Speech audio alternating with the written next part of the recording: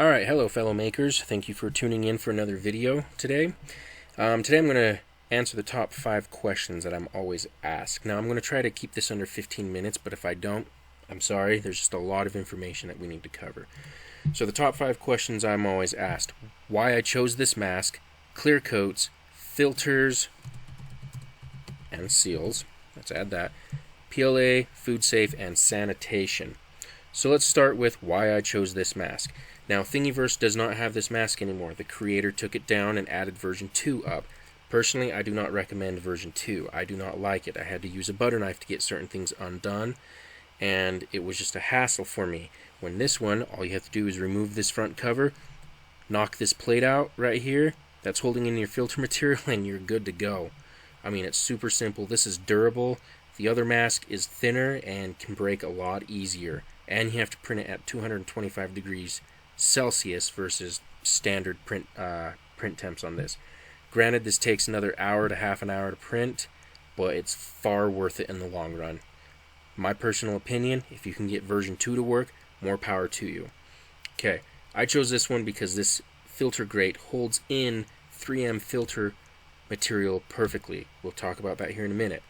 And then this acts as like a shield to go over this. Now, when using any kind of mask, I recommend using a face shield to go over any other equipment you're wearing. Okay, so what's next? Clear coats. Alright, a lot of people, including myself, when I first printed these, I'm like, I'm going to put a clear coat on there. It's going to make it more durable. Okay, the idea is awesome, but I learned the hard way, do not do that. I waited 3 days for the clear coat to dry. I put it in bleach water to sanitize it and rubbing alcohol, and both of those solvents took off the clear coat like that, just took it right off and left noxious fumes, and it was not good. So I contacted the manufacturer of the 2 clear coats I was using, and they all said they are 2 different brands, and they both said you have to wait 7 to 10 days for the clear coat to dry before you can use rubbing alcohol or bleach water. Okay, we don't have that kind of time, so no clear coats. Don't do it at all. Just leave the mask be. Now, you're going to be thinking, can you sanitize it then? Because there's all those pores in the mask. Yes, you can. We'll get to that in a minute. So, okay, let's talk about the filters. We are using 3M Filtrate filters. I'm using the Elite Allergen, which is the 2200. Now, the reason why I use the Filtrate is because no fiberglass whatsoever in the product, and it does filter out viruses. Now, you can double up the layers of the filter material, no problem, or you can use single. Just make sure you can breathe when you add 2 layers of filter. We just want to make sure you can breathe. Okay, so the other reason for the Filtrate is because it is made of electrostatically charged spun polyethylene threads, which is the same material used for N95 masks. Now, with it electrostatically charged, that means it's going to be like a magnet. The viruses and particles out there are the opposite charge. They come in contact with each other and they stick. So, by all means, please don't vacuum these. Even if you're using this in your house, in your furnace, don't vacuum them to make it last longer. You actually ruin that charge. I know it sucks, and then you have to go buy another one because we want to save money, we want them to last longer, but vacuuming them just ruins them. And please don't spill water on them if you can help it. Water degrades them faster. So it is rubbing alcohol, sadly. So when you sanitize the mask, we have to remove the filter, or at least use an alcohol swab to go around the outside to avoid getting the filter material wet. Okay, so that moves on to, is PLA food safe? Yes, PLA, the material, is food safe. It's been around for long time. In fact, most of your food packaging and water bottles are made of PLA. It's just polylactic acid. What it is cornstarch or another vegetable starch, and then they add Lactobacillus acidophilus, the little bug, the bacteria that makes yogurt ferment and tasty. They add that to the cornstarch, and through different processes, it turns into a polymer. It's actually really cool science. I suggest you go look it up on Wikipedia and see how polylactic acid is made. Okay, so the material is food safe, but what about 3D printing filament? Okay, it's almost food safe except for the color additives. You don't know what the manufacturers put in it, and that's what really bites. If you got a 100% pure PLA filament, which would be awesome, which I think they do make, don't quote me on that, you could print it and make a soup bowl and eat cereal out of it. The only problem is your print bed's dirty and your environment you're printing in is dirty. So keep that in mind. You could probably wash it with hot soapy water and then sanitize it with rubbing alcohol and you'd be just fine. However, I do not recommend it until you do more research and understand how it works. So that is my disclaimer. Don't do it unless you want to take the risk. Okay. Next, with so we know PLA as a material is food safe, but filament is probably not because of the color additives and your printing area is dirty. That moves into our sanitation area. Okay, so when I'm at home and I make these masks, I set up myself a sanitation station. Boom, looks like this. 3 buckets, hot soapy water, hot water, warm water with bleach. Now there's 2 different ways we can sanitize. I'm going to talk about both.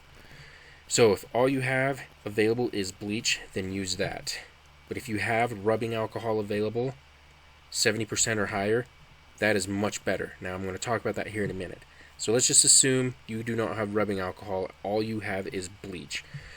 So you're going to fill this up with cold or warm water. Do not use hot. Hot water deactivates bleach. So does soap, so make sure you rinse the parts well. So 1 tablespoon of bleach per gallon of water. So you're going to remove your printed parts from the print bed because your environment's probably just like mine. You got pets, you got kids, you've got adults who, you know, we're eating pizza, hamburgers, nachos, licking our fingers, and then touching the 3D printed masks, saying, oh, these look really cool. Little did we know we've contaminated it with all a bunch of nasties. Okay, so you've got your box full of 3D printed parts. So what do? We take them, put them in the hot soapy water, you wash them really well. Now make sure you are wearing gloves, and preferably a hairnet and a mask if you can. Please pretend that you have the virus itself. So, you wash it in hot soapy water. Put it in the rinse water. Rinse it really well. If you need a second rinse container, please do so. And then add it to the bleach water. Let it soak for 1 minute. And then remove it and put it on a towel and let it air dry. As soon as it's air dried, please put it in a Ziploc bag that fits it, all the parts, and seal it up. Do not open it again, because then you have to rewash, rinse, and sanitize.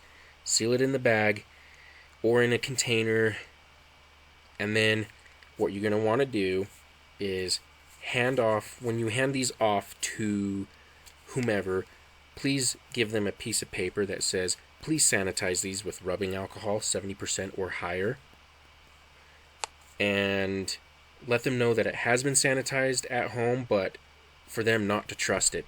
They should not trust, even if it came from a clean room, they should not trust it.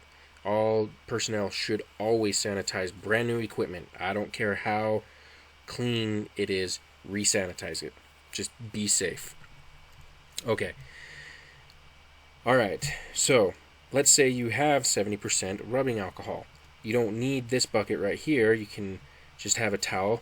You're going to spray both sides all over, and you're just kind of wave it in the air a little bit, not super fast, or just let it air dry, and just let it, it kills through evaporation. So why do I say rubbing alcohol is so much better? Because of this. This is something called the wetting angle. And us engineers, we rely on this for a lot of things. Okay, so surface tension. Water has a really high surface tension, about 72 dynes per centimeter. A dyne is a unit of force. It's a unit of force acting on a 1 gram mass per second. So, and then bleach mixed in with water. Bleach itself has about 73, but then once you add it to water, it goes down to about 72.7. And this one is water, okay, and this is a filter surface, a very small pore. This is about 0.01 to about 1 micron. Okay, and notice how water just ain't getting in there. The surface tension due to the hydrogen bonding is super great. It takes a lot of energy to break the hydrogen bonds in water to have it fill extra pores. Okay, rubbing alcohol. Notice the wetting angle is a little bit, it's less than 90, but notice how it's starting to fill that pore in this filter surface. That is what we're looking for. Now, in fact, 70% rubbing alcohol can fill even more. I have a buddy, he's a physicist and an engineer, and his job is to create filters like this that filter viruses out of the blood. And they're required by law to use 70% or higher rubbing alcohol for everything, including the filters, including all equipment. So if it can sanitize their equipment and they're filtering viruses out that are smaller than the coronavirus itself or same size, then I think rubbing alcohol is going to be good enough for us. So that's why I prefer it. Now, if you also want to see a visual test of this, take one mask, dip it in just bleach water or regular water, put it down, and then spray another mask with rubbing alcohol and set them next to each other. You'll notice the one with rubbing alcohol looks more wet, and the other one with water or bleach water, you can see the beads of water. That's because of the surface tension. So if it looks more wet, that means it's getting in the pores. That's why hot soapy water is so good at cleaning PLA, because hot soapy water has a surface tension of about 30. Lysol has a surface tension of about 27 to 35. Do not quote me on that one. You might want to look that up, but I know it's very similar to hot soapy water. So, awesome information. Okay, now the last thing is how to seal not seal, but make it more comfortable to go on your face. One of the options, this stuff. Make sure, don't try to get small, and right here, see where it says closed cell PVC foam? That's what you want to get. Has to be closed seal. That means closed cell, sorry. That means the foam is tightly compact and it can withstand rubbing alcohol better than regular foam.